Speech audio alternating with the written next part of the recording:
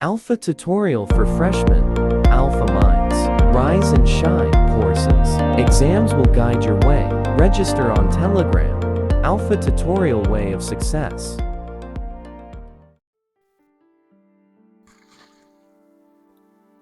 ሰላም እንዴት ቆያችሁ ውድ አልፋ ተማሪዎቻችን። በዛሬው እንግዲህ የምናየው ከፋላሲ ኦፍ ሪሌቫንስ በዚያ ውስጥ የሚካተቱ 8 ፋላሲዎች አሉ፣ ታይፕስ ኦፍ ፋላሲ። ከዛ ውስጥ እንግዲህ አፕል ቱ ፎርስ ኦር ስቲክ ፋላሲ የሚባሉን የመጀመሪያው ነው የምናየው። ከስሙ እንግዲህ ለመረዳት እንደምንሞክረው እዚህ ጋር ላይ ፎርስ ስንል ያው በጉልበት ነው። ፎርስ ደግሞ ፊዚካሊም አለ ሳይኮሎጂካሊም አለ አይደል? ፊዚካሊ ነው ካል ያው ቀጥታ በመደብደብ ማስፈራራት ነው። ሳይኮሎጂካሊ ደግሞ ማለት በሱን ሞራል በመንካት ወይም ማለዛ በሱን ደካማ ጎን በመግባት ነው። አርጊዩርስ ፖሰስ ኮንክሉዥን ባይ ኢምፕሎይንግ ትሬት ኦን ሊስነርስ ነው። እንግዲህ ማስፈራሪያ ዛቻ በአድማጩ ላይ ወይም በሊስነሩ ላይ ወይም በባለቤቱ ላይ በመናገር ነው። ኦልዌይስ ኢንቮልቭ ዩዚንግ ትሬት ነው። ሁሉ ጊዜ ምን ያስፈልጋል? ማስፈራሪያ አይደለም ፊዚካሊ እና ሳይኮሎጂካሊ እንዳልኳችሁ። ሶ ትሬት ኢዝ ሎጂካሊ ኢሪሌቫንት ቱ ኮንክሉዥን። እንግዲህ ያ ትሬት ኢሪሌቫንት ነው አይደል? አግባብነት የለውም ለኮንክሉዥኑ ማለት ነው። ይህን እንግዲህ በምሳሌዎች ደግሞ ስናያቸው ሞር ግልጽ ይሆናሉ ማለት ነው። በዚህ ላይ እንግዲህ ኃይል፣ ጉልበት፣ ማስፈራሪያ እንጠቀማለን ብለናል። ምን ነው የምንላቸው? ሀሳቡን ካልተቀበላችሁ ጉዳት ይደርስባችኋል ተብሎ አርጊመንቱ ሲሰራ እንግዲህ ጉዳት አካላዊም እንግዲህ ወይም ስነ ልቦናዊ የሚሆን ይደርስባችኋል ማለት ነው። እሺ የመጀመሪያው ሚስተር ከበደ you have accused me of fraud and embezzlement ይላል። ሚስተር ከበደ በምንድነው ሰውን የከሰሰው? ሌላ ሰው ነው በፍራውድ በማጭበርበር እና የሰውን ገንዘብ በመውሰድ አይነት ነገር የሆነን ሰውዬ ከሰሰው ነው። ከሰኛል እያለው አይደል? እስከ ላይ ከሰኛል እያለው ነው። ሶ ምን አለ? you have to drop the charge you fled against me ይላል። እኔን የከሰስክበትን ቻርጅ ወይም ክስን ማቆም አለብህ። እንግዲህ ፊት ለፊቱ እያናገረው ነው ሚስተር ከበደና ማቆም አለብህ አለው። እስከዚህ ድረስ ምንድነው የሱን ፍላጎት እየተናገረ ነው። ከአሁን በኋላ ማስፈራሪያ ሊመጣ ነው። ምን አለ? you have to remember ማስታወስ አለብህ that I'm your ex boss ሶ ያንተ ጓደኛ የፍቅረኛ አለቃ ነኝ እኔ። I'll torture both you and your family members ምንድነው ያንተንም አንተንም ያው የሱ ጓደኛ እስከሆንክ ድረስ ቤተሰብ መንበርን በሙሉ እጎዳቸዋለሁ።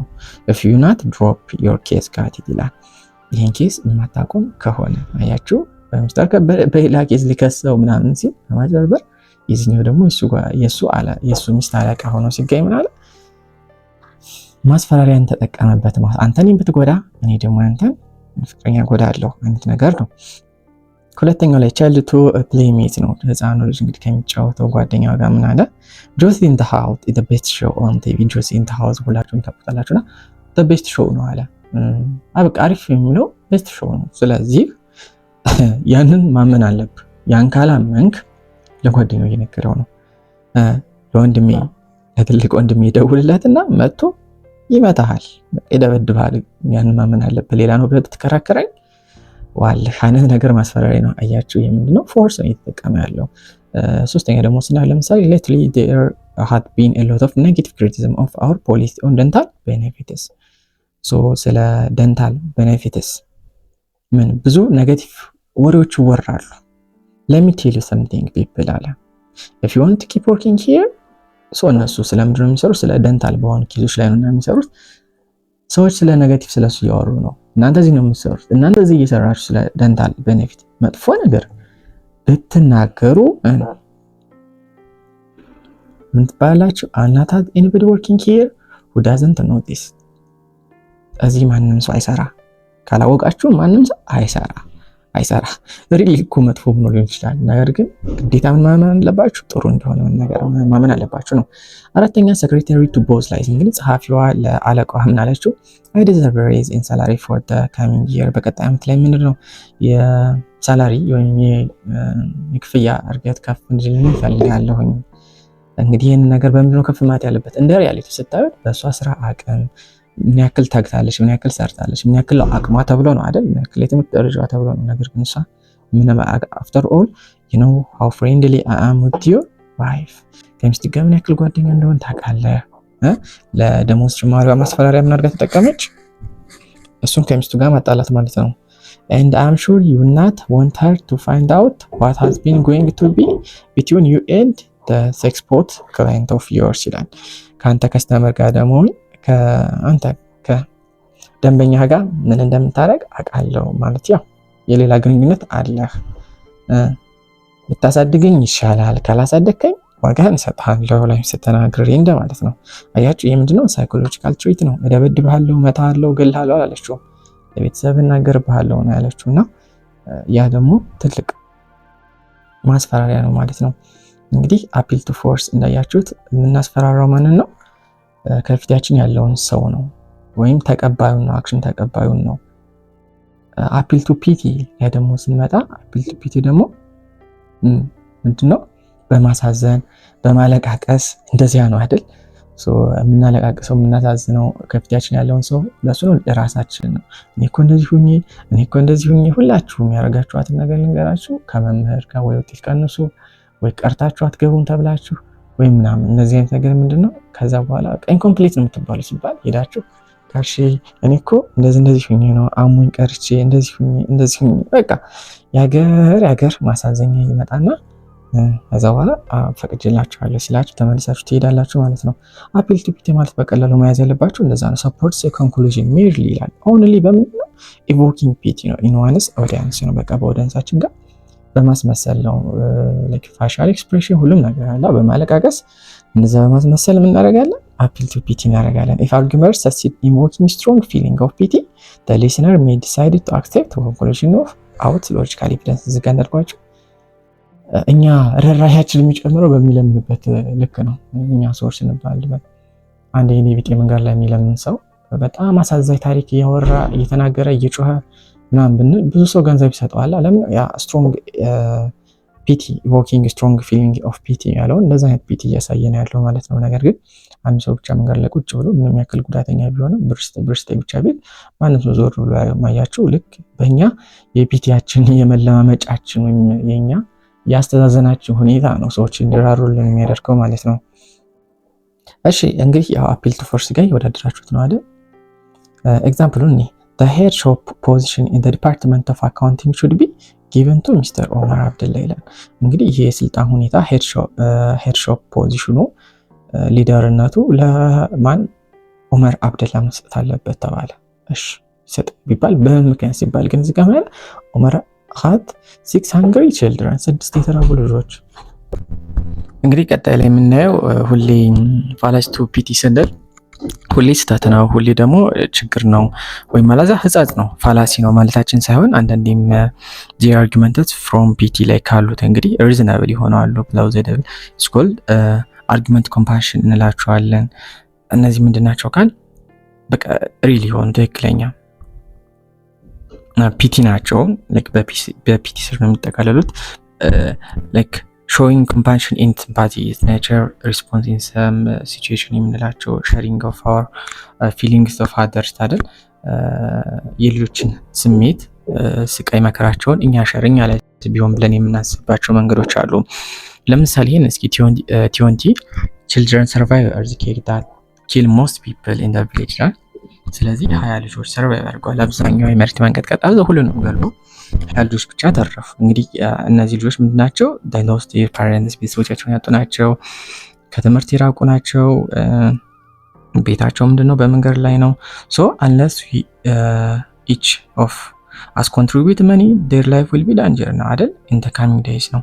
ሁላችንም ገንዘብ ለነሱ ካላጠራቀምንባቸው ምን ኮንክሉዥን የሆነው unless ምንድነው which us contribute money their life will be in danger in the coming days we should help these children as much as we can ይላል። ህይወታቸው አደጋ ላይ ነው ምን ገንዘብ ካላዋጣንላቸው።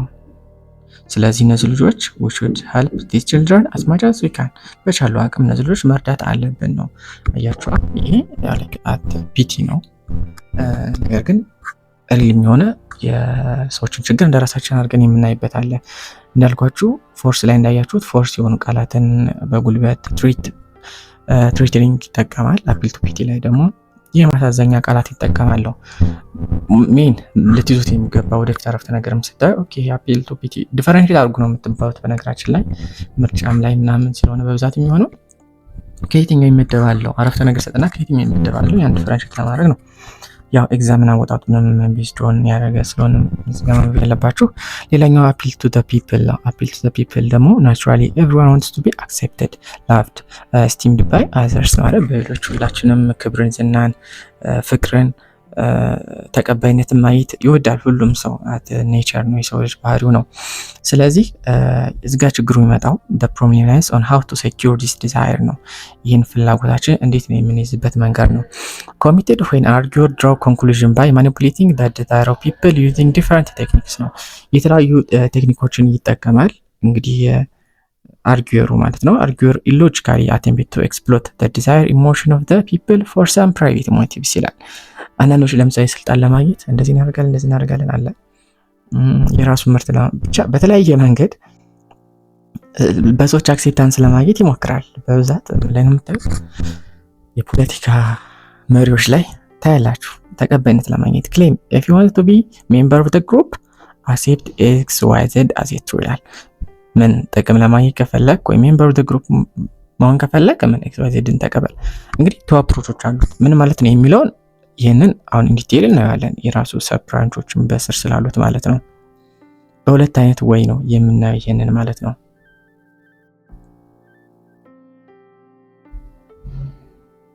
Direct approach arguer addresses a large group of people, excites the emotion and enthusiasm of the crowd to win acceptance for his or her conclusion ይላል። እዚህ ጋር ላይ ኦብጀክቲቭ እና ለምሳሌ አሮዝ ሞቢሊቲ ነው፣ ሞብ ሜንታሊቲ ነው። ይህ በቀላል ሰላማዊ ሰልፍ አይታችኋል እንዲወጣ ዳይሬክት አፕሮች የምንለው እንደዚያ ነው። ላይክ ብዙ ሰው በተሰበሰበበት ላይ ንግግር ማድረግ። ለምሳሌ ፖለቲካ ምርጫ ከሆነ በዛ ላይ አንድ ሰው ይቆምና እንደዚህ ያደርግላቸዋለሁ። ሞብ ሜንታሊቲ ስንል ሜንታሊቲያቸው ሞቲቬት ማድረግ ነው። ላይክ ወደ አንድ መግፋት ነው፣ በመጥፎም ይሁን በጥሩ። ለምሳሌ ሂትለር ምን ያደርግ ነበር? ህዝቦቹን ሰብስቦ የጀርመን ህዝብ የተለየ ነው ምናምን እያለ ይነግራቸው ነበር አይደል? ያን ሂሌ ምንድነው ተጽዕኖ ይፈጥሩባቸዋል። እነዚህኛው እንግዲህ ፖለቲከኞች፣ ሃይማኖት መሪዎች በብዛት ይጠቀሙበታል። እንግዲህ በፖዚቲቭም ኔጌቲቭም ሊሆን ይችላል። እንግዲህ ሁልጊዜ በኔጌቲቭ ማሰብ የለበትም። ለምሳሌ እነ ማርቲን ሉተር ኪንግ እንግዲህ የጥቁሮች ነጻነት ተሟጋች አይደል የሚባሉት። እነሱ እንግዲህ በአደባባይ ላይ ጥቁሮችን በመሰብሰብ በጥቁሮች ላይ የሚደርሰውን በደል ጫና ለማስቆም ከፍተኛ ጥረት ያደርጉ ነበር። እንግዲህ ፖዚቲቭ ቮይስ እና እነ ሂትለር ደግሞ ለፖለቲካ ለጦርነት በዛው እያነሳሱ ነበር ያለው በኔጌቲቭ ወይ ነው። እንግዲህ በዚህ በዳይሬክት አፕሮች ላይ ሁለት አይነት ተሳታፊዎች አሉ። ምንድናቸው? የሀሳብ ድምዳሜው ባለቤት የሆነ አንድ ግለሰብ ሰው አለ ለማሳት ንግግር የሚያቀርበው። ሌላኛው ደግሞ የዛን ግለሰብ ሀሳብ እንዲቀበል በስሜት የሚነሳሱት ምኖች አሉ፣ ተከታዩ ህዝብ አለ ማለት ነው። ኢትዮጵያ individuals in the audience want to share the excitement for find themselves acceptance እንዳልኳችሁ ነው። ምንድነው employed by speakers propaganda politicians ይጠቀሙበታል። ፕሮፓጋንዳ የሚባለውን ታውቁታላችሁ። አንድ ነገር ሳይወራ ማስወራት፣ ሽብር መንዛት። ሌላኛው ደግሞ indirect approach ነው። indirect approach እንግዲህ በሌላ ነው። indirect approach ተደራሽ የሚሆነው ታርጌትድ ኦዲየንሱ ህዝብ አይደለም፣ ይልቁንም ግለሰብ ነው። እዚህ ጋር በተናጠለው የምትጠይቁት በተለይ አድቨርታይዝመንት ማስታወቂያ ስትሰሩ አለ በቲቪ በምናምን የምንበት ተናጠለው ኢንዳይሬክት አፕሮች ፋላሲ የተሞሉ ናቸው። ለግለሰቦች የሚቀርቡ ማባበያ ናቸው ማለት ትችላላችሁ። arguer appeal not to by crowd at the whole but other individual separately we have relationship to the crowd ነው። ከህዝቡ ጋር በሚያገናኝበት ወይ ኢንዲቪጁዋሊ ነው ይሄን ነገር ስራ የሚሰሩት። ምን አይነት በምኖች በኢንዱስትሪዎች ይጠቀማልም። አድቨርታይዝመንት በቲቪ የምናየው፣ በስልካችን የምናገኘው፣ በፌስቡክ፣ ቴሌግራም፣ ዩቲዩብ ምናምን በሁሉም አድቨርታይዝመንት ይለቀቃል። ይሄ ኢንዳይሬክት የሆነ አፕሮች ወደ ህዝቡ እንዴት እንደርሳለን የሚለውን ለመጠቀም ነው። capable to attract people toward product or issue ችግሮችን ለማድረስ ወይም ፕሮዳክቶቻቸውን ለማድረስ ነው ለህዝቡ አይደል። ስለዚህ ምን ኢሞቲቭ የሆኑ ቻርጆችን ይጠቀሙ። ኔጌቲቭ ሆነ አይወሩንም በየትኛው መንገድ አይደል። ስለሆነ ስለ ሳሙና እየተወራ ከሆነ የዘን ሳሙና ሳይድ ኢፌክት አይወራም። ማስታወቂያ ላይ ሳሙናው እንደዚህ ይጠቅማል ምናምን እንደዚህ ለሰውነት ለፀጉር ምናምን ይባላል። እሱ ሞቲቭ ያደርገናል፣ ያን ፕሮዳክት እንጠቀማለን ማለት ነው። አሁን እንግዲህ ኢንዳይሬክት አፕሮች ሶስት አሉ። አፒል ቱ ባንድ ዋገን፣ አፒል ቱ ቫንቲ፣ አፒል ቱ ስኖበሪ የሚባሉ ሶስት አይነት ዲፈረንሶች አሉ። ባንድ ዋገን፣ ቫንቲ፣ ስኖበሪ ማለት ምን ማለት ነው የሚለውን ደግሞ ኢንዲቴይል ስናይ appeal to bandwagon commonly appeals to the desire of individual to be considered a part of group or community in their living ይላል። እዚህ ጋር appeal to bandwagon ልነግራችሁ የምፈልገው ሙሉ እንግሊዘኛውን ከማነብ አብዛኛው ህዝብ ተቀበሎታልና ለምን አንተ አትቀበለውም እንደማለት ነው። በቃ በኢትዮጵያ ውስጥ አብዛኛው ሰው ማን ይጠቀማል? ላይፍ ቦይ የሚባለውን ሰው ነው ይጠቀማል። ሰው አንተ መጠቀም አለብህ። አያችሁታ? በኢትዮጵያ ሁሉም ሰው የሚጠቀመው ኢትዮ ቴሌኮም ነው። ሶ አንተም ተጠቀም። ለምን ሳፋሪን ትጠቀማለህ? አያችሁ? እንደዛ ተብሎ ነው ሰው። አብዛኛው ተማሪ ላይብረሪ ነው የሚያነበው። እናንተ ጋር ደግሞ ስጠይቃችሁ ማለት ነው። ሶ አንተስ ለምን ላይብረሪ አታነብ? ላይብረሪ ማንበብ አለብህ አንተም። አያችሁ? ኮንክሉዥን ይሰጥባችኋል። በቃ ሁሉም ሰው ክላስ ይቀራል። ሶ አንተም ክላስ መሄድ የለብህም። እንደዛ አይነት ኮንክሉዥን ሲሰጥባችሁ ምንድነው? አፒል ቱ ባንድዋገን አብዛኛው ህዝብ የሚጠቀምበትን ተከተል እንደማለት ነው። ሌላኛው እዚህ ጋር the majority people in Ethiopia accept option that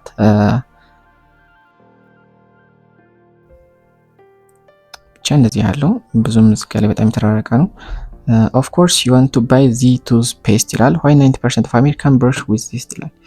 አብዛኛው የአሜሪካ 90% እንበለው ዜስት ቱዝፔስት የሚባለውን ነው የፐርሰንት ለመፋቂያ ቢጠቀሙ። ስለዚህ አንተም ያንን መጠቀም አለብህ እንዳልኳችሁ ነው ኮንሴፕቱን ስትይዙት። አፒል ቱ ቫንቲ ስትሉ ደግሞ ቫንቲ ማለት ግብዝነት እንደማለት ነውና ይህን እንደው የሚያደርጉት መሰላችሁ በዝነኛ ታዋቂ ሰዎች በማስተዋወቅ ነው። እነሱ ይህን ምርት ስለሚጠቀሙ አንተም ይህን ምርት ብትጠቀመው እንደ ዝነኞች ክብር ይኖርሃል የሚል መልእክት በማስተሳሰብ ማለት ነው። እንግዲህ ከጸጸም የሚፈጠሩበት አልፊዮር ሳቹሬት ፕሮዳክት ዊት ሰምዋን ሁ ኢዝ አድማየርድ ፐርቹዝድ ኦር ፒፕል ነው። በህዝቡ ላይ የሚወደድ በሚደነቅ ሰው ይሄን የሚመጡበት ክሌም ኢፍ ዩ ዋንት ዘ ፕሮዳክት ዛት ኢዝ ዩዝድ ባይ ሰምዋን ሪስፔክትድ ባይ ፒፕል ዩ ዊል ሪስፖንድ ቱ። ለምሳሌ የትኛውም ዩቲዩብ ማስታወቂያ ላይ የምታዩት ማስታወቂያ የሚሰሩ ሰዎች ናቸው፣ ዝነኞች ናቸው በብዛት ፊልም የሚሰሩ ሰዎች ማለት። በውጮች ላይ የሚታዩት ደግሞ እግር ኳስ ተጫዋቾች ምናምን አይደል እነ ሜሲ እና ሮናልዶ እና እነዚህ አይነት ሰዎች ያን ፕሮዳክት ሲጠቀሙ ያሳያሉ በቲቪ። ሰው አንተ የሮናልዶ ደጋፊ ከሆንክ ኦር ሜሲ ደጋፊ ከሆንክ አንተ ምን ትጠቀማለህ ማለት ነው። አያችሁ የነሱን ኢንካም እንደነሱ ትሆናለህ ይላችኋል። ግን መቼም እኮ አንሆንም እና በዛ ወይ ነው ፕሮዳክታቸውን ቢቢሲ may show the famous footballer Frank Lampard wearing Adidas shoe and says wear this new shoe a shoe which is worn only by few respected celebrities Adidas shoe ይላል። Adidas shoe በእንግዲህ በታዋቂ እግር ኳስ ተጫዋች ያስለብሱና ይህንን የሚለብሰው እንደዚህ ታዋቂ የሆነ ሰው ነው፣ በዝነኞች ነው የሚለበሰው ይባላል። ሌላኛው እንግዲህ አፒል ቱ ስኖበሪ ማለት ነው። ስኖበሪ ማለት ትምክህተኛ ሰው የሚንቅ የማያከብር እንደማለት ነው። ነገር ግን እዚህ ኮንሴፕት ላይ ስናይ አርጊዩር አሶሺየትድ ዊዝ ዘ ኢሹ ዊዝ ፐርሰንስ ሁ ሃቭ ሃይ ሶሻል ስታተስ ነው። ይህም ሃየር ክላስ ያላቸው ሰዎች ናቸው ይህን የሚያደርጉት ትባላለህ።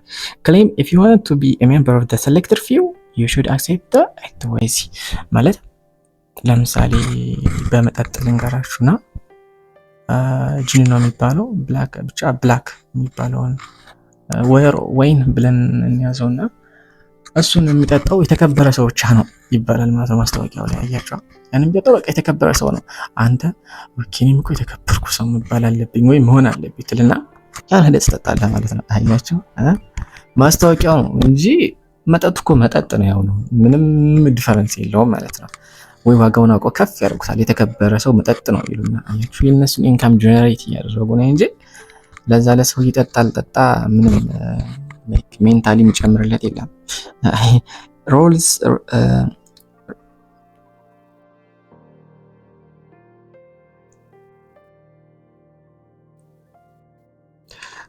is not for everyone. If you qualify as one of the selected few, this distinguished classic may be seen in the diverse and British Motor Care Ltd by appointment on please ይላል only please ይላል። እዚህ ጋር ላይ አፒል ቱ ቫንቲ ላይ ምንድነው በትንሾች ብቻ የሚደረግ ነው። ምርጡን ምርታችን ለእናንተ ለምርጦች ብቻ እያሉ እንግዲህ የሚያስተዋውቃሉ እንደማለት ነው። ምርጡን ለምርጦች ብቻ ይላቸዋል። እኛ ምርጥ ለመባል ያንን እንወስዳለን። ለምሳሌ አዲሱ ማልታ ጊነስ ምርታችን ለማንም ሳይሆን ምርጥ ለሆኑት ብቻ እርስዎ ከሌሎች የተለዩ ምርጥ ነዎት ይላል። ስለዚህ ማልታገኝት ለርሶ ብቻ ይገባዋል ይላል ማለት ነው። አያችሁ እንግዲህ ሽንጋና ድለላ ማለት ነው። ህዝቡን እጥብ የሚያደርጉት በእንደዚህ አይነት ወይ ነው ማለት ነው። እሺ ቀጣዩን ፓርት ደግሞ ስናይ አርጊውመንት አጌንስት ዘ ፐርሰን ነው። አርጊውመንት አጌንስት ዘ ፐርሰን በራሱ በስሩ ሶስት ፓርቶችን የሚይዝ ሲሆን ኖርማሊ ኢስ ጉድ አርጊውመንት ቱ አቺቭ ኮላቦሬቲቭ ጎል አርጊውርስ አር ኤክስፔክትድ ቱ ኦብዘርቭ ሩልስ ኦፍ polite conversation, to trust each other and express their argument position clearly and honestly. Focus on attacking the content of the argument than personally of opponents. እንግዲህ ግለሰቡ ማንነት ማጥቃት ማለት አለባበሱ ሊሆን ይችላል፣ የሰውነት ቁመናውን፣ ቅርጹን፣ መልኩ ሊሆን ይችላል፣ ሃይማኖቱን፣ ብሔሩን፣ አስተዳደጉን፣ ቋንቋውን ብቻ ኤቭሪቲንግ ስለሱን እንደ ማጥቃት ነው።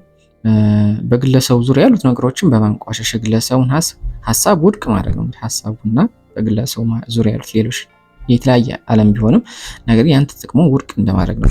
እንግዲህ 3 types of there are always two arguers ይላል። ማለት ተከራካሪውና ሁለት ሰዎች አሉ። ይሄንን የሚነቅፈው አለ፣ የሚነቀፈው ደግሞ አለ። 3 forms of against the person ምን አለ? ad hominem abuse ማለት ቀጥታ ሰውየውን በመስደብ አንተ ቆሻሻ፣ አንተ ያለ ሰውን መስደብ ነው። በሌላ ሀሳብ ላይ የተከራከሩ ነው እንበልና ትምህርት ይጠቅማል አይጠቅምም እየተባሉ የተከራከሩ ልበልና አንተ አይጠቅም የምትለው አንተ የተምርህ ምናምን አንተ ደደብ አንተ ምናምን እያለ ቢሰርበው ወር ላይ ስድብ ውስጥ ገባ። ad hominem circumstantial ደግሞ የምንለው የሱን ዙሪያ ጥምጥም መሄድ እንደዚህ ቤተሰብ አባት አልተማረ ምናምን ይላል ማለት ሰውየውን ሳይነካ ግን ዙሪያ ጥምጥም ነው የሚሄደው። ቱኪዩና ነው ሚቱ እንለዋለን። አንተስ ብትሆን ይላል። አንድ ሰው እኮ ስለ ሲጋራ ማጨስና ለማጨስ እየተከራከሩ እንዳለ የሚያጨሰው ሰውዬ ግን ሀሳቡ ምንድነው አታጭሱ እያለ ቢመክር ይሄኛው ደግሞ እነሰና ለራስ እያጨስክ አንተ ምናምን እኛ ይላል ማለት ነው። አያችሁታ? አሁን እዚህ ጋር ላይ ቀልድ አድርጋችሁ የምታስቡት እንደዚህ የሚላችሁና በዛው ነው የሚታየው። እንግዲህ ከመጀመሪያው ስናይ fallacy of ad hominem abuse ማለት committed when an argument rejects an argument by verbally abusing the personality of his opponent rather than the content of his opponent's argument ይላል። የተቀናቃኙን ሀሳቡን ሳይሆን abuse or reject የሚያደርገው ምኑን ነው ማለት ነው? ሰውየውን ነው፣ ራሱን ነው የሚሰርበው። Second person rejects the first person arguments by verbally abusing the first person ይላል።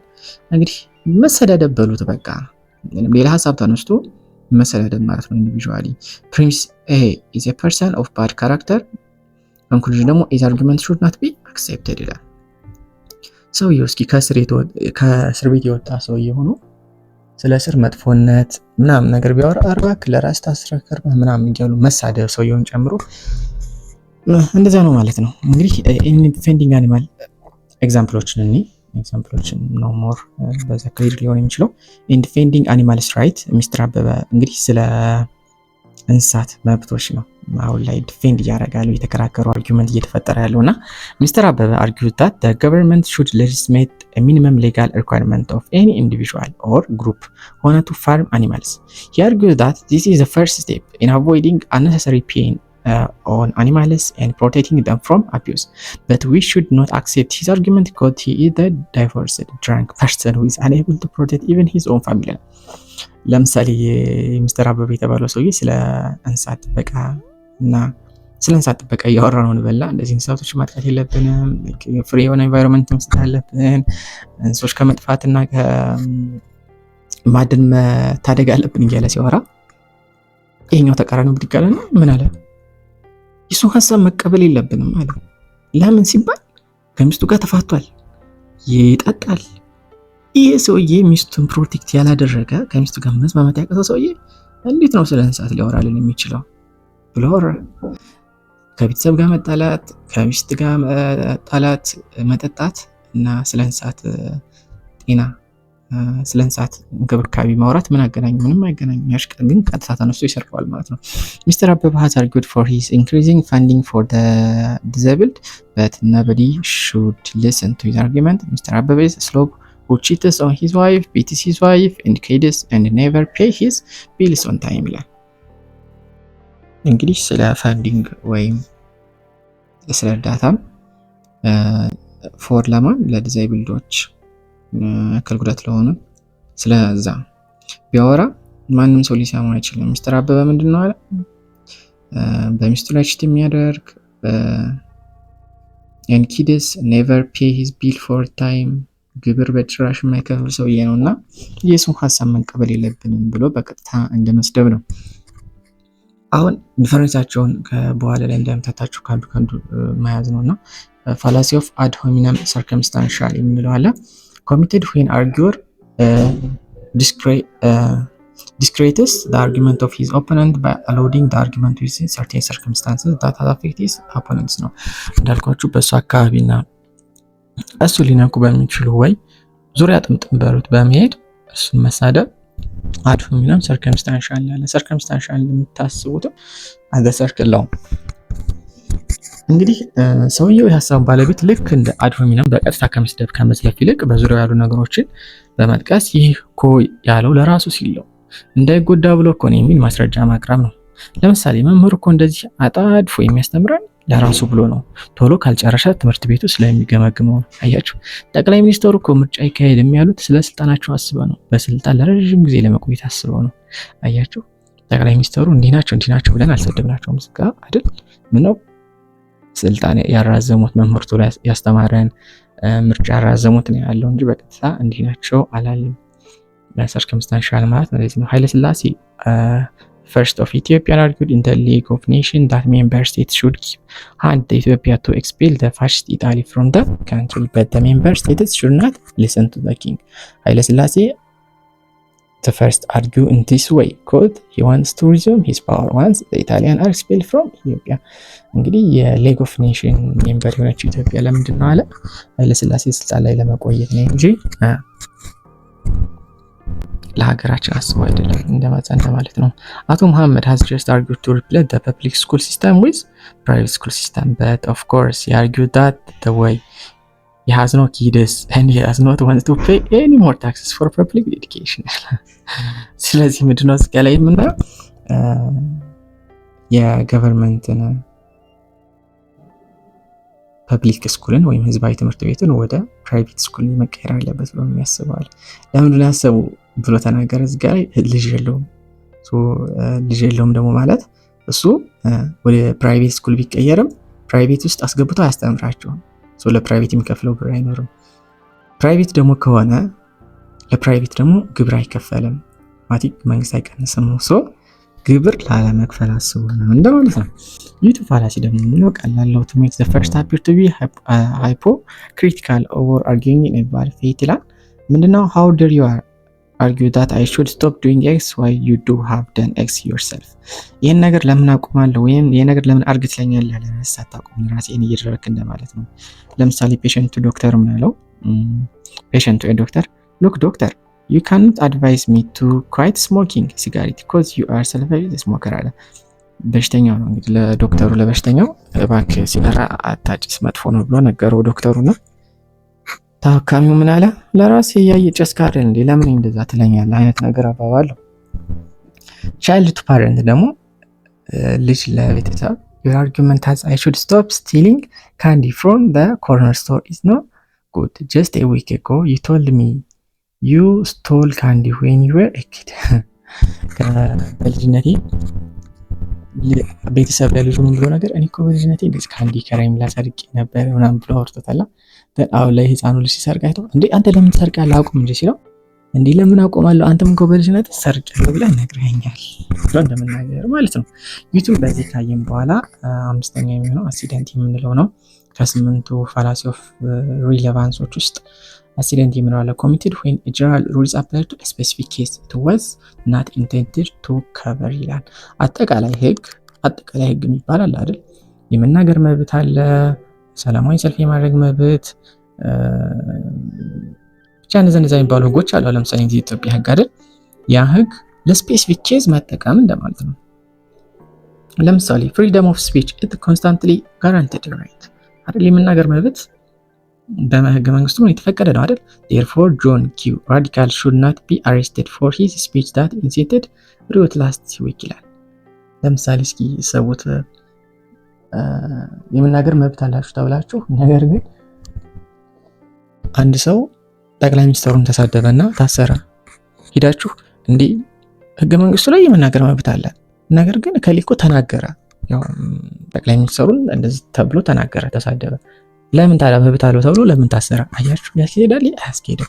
መሳደብ ሌላ ነው፣ መሳደብ ስፔሲፊክ ነው አይደል? የመናገር መብት ደግሞ ጀነራል ነው። ግን ከዛ ውስጥ መናገር ያለባችሁ እና የሌለባችሁ መለየት አለባችሁ። ፕሮፐርቲስ should be returned to its rightful owner.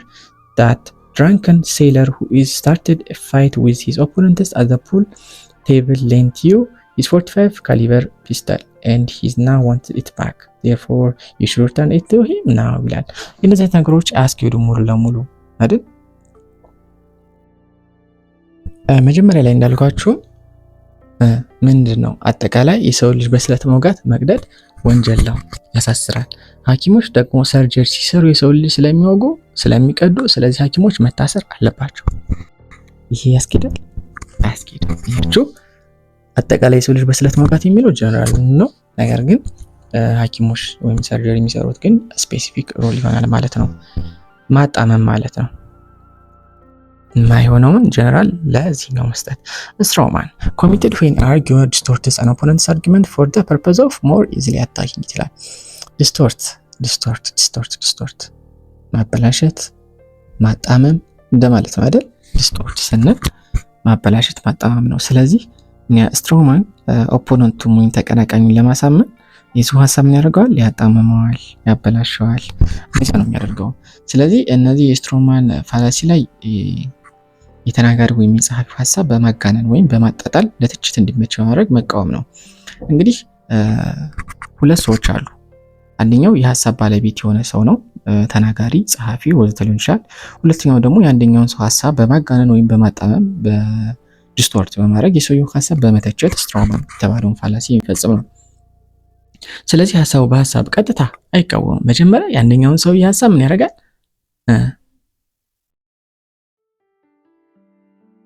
ለትችት እንዲመች አድርጎ ያጣመመዋል። ስለዚህ ሁለተኛው ሰው የተጣመመ ሀሳቡን ሰርቷል። ከዛ የተጣመመው ሀሳብ ይተችና የአንደኛው ሰው ሀሳብ ስህተት ነው ወይም የተጣመመ ነው ብሎ ድምዳሜ ይሰጣል። ይህ ረቂቅ የሆነ ፋላሲ ነው። እንዴት ነው ካላችሁ እስኪ እንየው። First, there are always two individuals discussing about controversial issue. One first arguer of the arguer presented view about the issue ይላል and the other second is critical ይላል። Second, the second arguer does not rationally criticize the main arguer of opponent, rather misrepresented idea of original argument. የመጀመሪያው ነው ዲስቶርት ካደረገው በኋላ ነው እንግዲህ ሰርድ ላይ the second person conclude by criticizing the misrepresented idea ይላል። ሀሳቡ መጀመሪያ ዲስቶርት ያደርገዋል፣ ለራሱ ዲስቶርት ካደረገው በኋላ ዲስቶርት ያደረገውን ይተረጉመዋል ማለት ነው። In the fallacy of strawman, of course, reader should keep in mind two things. ስታነቡ ወይም ምንድነው ስትራውማን ፋላሲን ስታዩ በደንብ ማወቅና መያዝ ያለባችሁ ነገሮች ፈርስት ላይ ማድረግ ያለባችሁ try to identify original argument ነው። መጀመሪያ ሌላኛው ሰው የተናገረው ንግግር መፈለግ ማውጣት ነው። ስለዚህ misrepresented የሚደረገው ነው። ያንን ኦሪጂናሉ ነው misrepresent ዲስቶርት የሚያደርገው። ሁለተኛ ላይ they should look for what gone wrong in the misrepresentation of the argument። ትክክለኛው ኦሪጂናሉ የት ነበር? ሰው ሲያጣመም እንዴት አድርጎ አጣመመው የሚለውን መያዝ ነው። እስኪ Mr. Belay believed that the ethnic federalism has just destroyed the country and thus it should be replaced by geographical federalism. ሚስተር በላይ ነው እንግዲህ እምነቱ ወይም ያለው ንግግር አለ እንግዲህ ወደ ራሱ ያመጣ ሰውየው we should not accept his proposal የሱን ፕሮፖዛል አንቀበልም። እንዴት? geographical federalism was the kind of state structure during Dark and monarchical regime። አሁን ኦሪጂናሉ ማን ነበር? ጂኦግራፊካል ፌዴራሊዝም የሚለው ነው መጀመሪያ ላይ እዩት ያለው replaced by geographical federalism ኦሪጂናሉ አይደል? ኤትኒክ ፌዴራሊዝም ወደ ጂኦግራፊካል ፌዴራሊዝም ይቀየር ነበር የሚለው እሱ ዲስቶርት ሲያደርገው geographical federalism was the kind of the state structure during the Dark and monarchical regime። እንዴት አድርጎ ተረጎመው? geographical federalism የሚለውን ወዴት ወሰደው? ወደ ደርግ እና monarchical regime ወደሚለው ወደ ኃይለ ሥላሴ ነው ወደ ደርግ አገዛዝ ነው የሚወስደው ወይም በዛ ዘመን የነበረ ነው ብሎ ዲፋይን አደረገው፣ ዲስቶርት አደረገው። which suppresses right of national nations and peoples of Ethiopia። በኋላ ደግሞ ደርግና መሆናቸው ከተባለ በደርግና በኃይለ ሥላሴ ጊዜ ምንድነው ሰፕረስ ያደርጋል፣ መብታችን ይቀንሳል፣ የብሔር ብሔረሰቦች መብት አንድነት ያወርዳል አለ። በየትኛው ዲፋይን አደረገው? በደርግና በሞናርቺ አስመስሎ ማለት ነው። አያችሁ ዲስቶርት ካደረገ በኋላ ሲወስደው ሚስተር ጎልድበርግ has argued against prayer in the public schools። በፐብሊክ ስኩልስ ውስጥ መጸለይ አያስፈልግም ብሎ ሚስተር ጎልድበርግ ያምናል። obviously ሚስተር ጎልድበርግ advocates atheism ምንድነው የሚያምነው? ኤቲዝም ማለት በምን ሃይማኖት የለሽ እንደማለት ነው። ከዛ በኋላ ላይ በት አለ ኤቲዝም is what they used to have in Russia። እንግዲህ ይሄን ነው የሰውየው አመለካከት ይሄ ነበር። ሰውየው ወይም ዲስቶርት የሚያደርገው ሰውዬ ከዚህ በኋላ ነው የሚነሳው። ኦብቪስሊ ያለ ሚስተር ጎልድበርግ አድቮኬትስ ኤቲዝምን ይደግፋል። but atheism is what they used to have in Russia። ዲስቶርት እያደረገው ነው። ኤቲዝም leads to the separation of all religions። ኤቲዝምን አሁን ዲፋይን እያደረጋት ነው። ቤት ወደ ዲስቶርት እያደረጋት ነው በራሱ of all religions and that replacement of God by an ointment states.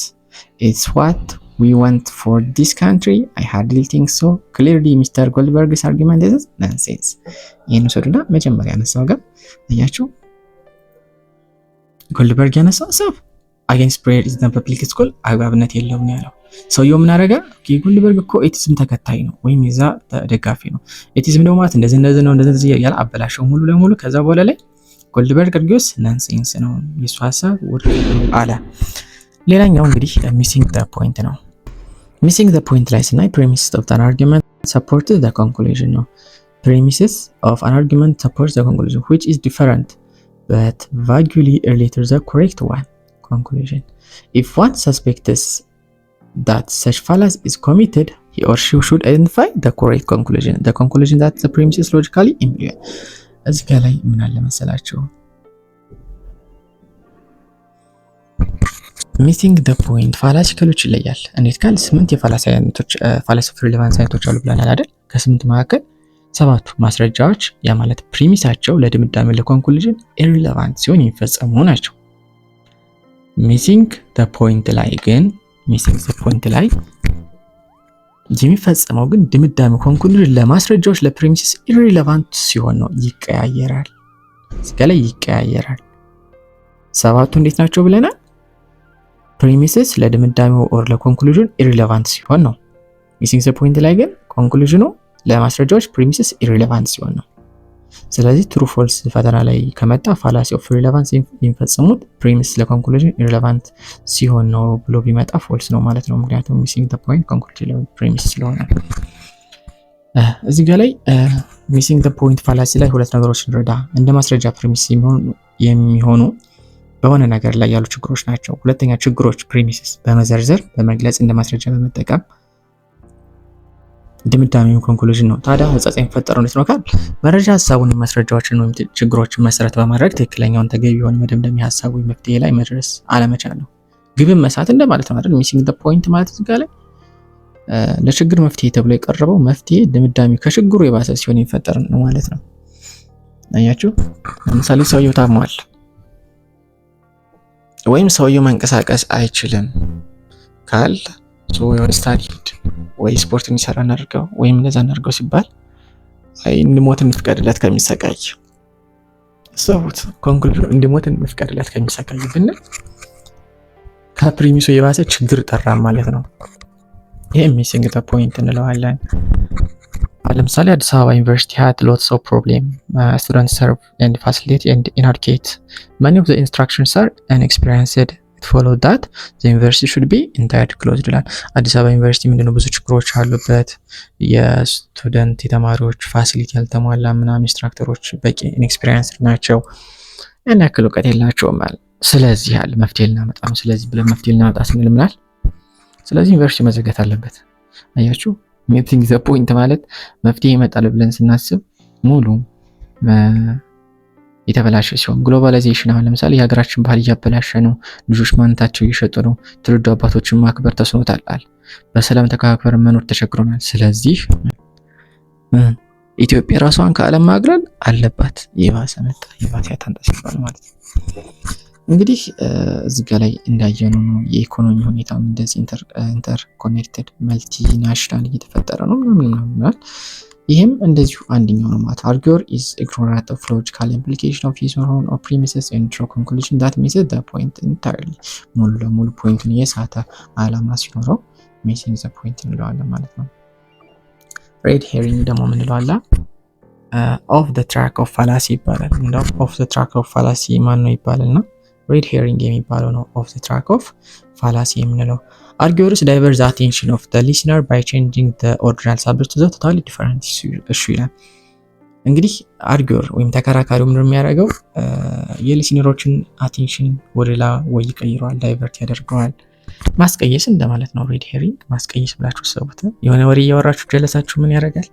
ሌላ ያወራል ማለት ነው። እናንተ ስለ ትምህርት የጠየቃችሁት ካፌው እኮ ዛሬ እንደዚህ ነው ይላችኋል፣ ወይ ዛሬ እኮ እንደዚህ ይላችኋል። ዛሬ እኮ እንዲያጋጥም እያስቀየሳችሁ ነው። ግልጽ ነው። ኦፍ ዘ ትራክ ፋላሲ የተባለው ኦፍ ዘ ትራክ ከትራክ ማስወጣት እንደማለት ማስቀየስ ነው። ወይም ዳይቨርሽን ይባላል። ያው ማስቀየስ ማለት ነው አይደል?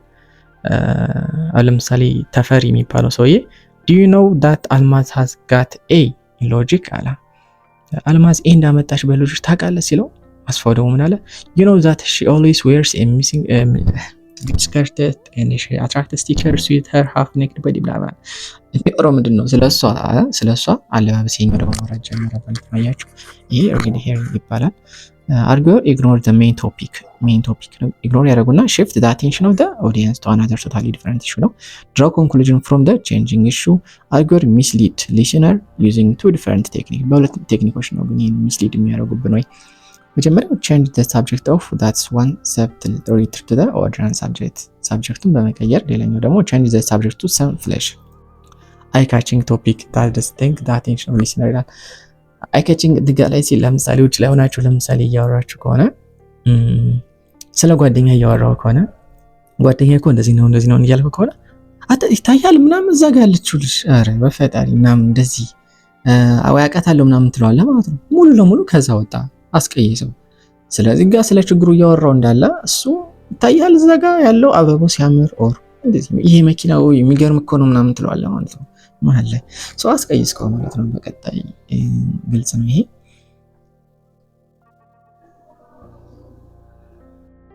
ያው ዲስትራክሽን የሚባለው ለማሳየት ነው። እዚህ ላይ ፕሮሲጀር ዩዝድ ቱ ትሬን ሃንቲንግ ዶግ ነው።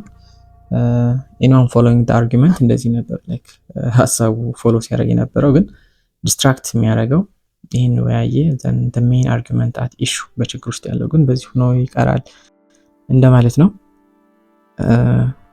አሁን ላይ ሶስት ነገሮች አሉ። ኤግዛምፕልስ እና ኢንቫይሮንመንታሊስትስ አር ኮንቲኒዩስሊ ሃርፒንግ አባውት ዘ ዳንጀር ኦፍ ኒውክሊየር ፓወር።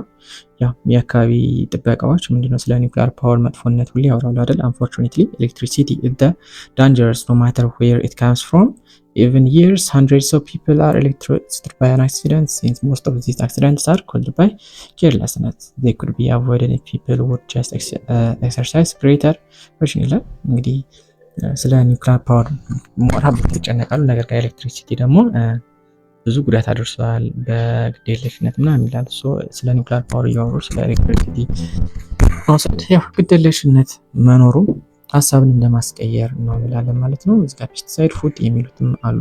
እነዚህ ናቸው።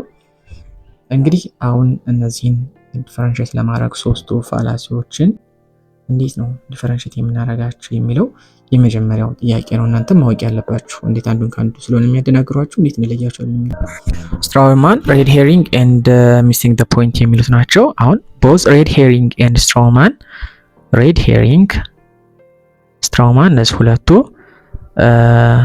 proceed by generating a new set of premises ያመጣሉበት missing the points draw conclusion from the original premises missing the point ከሌሎች የሚለይበትን አይተናል አይደል?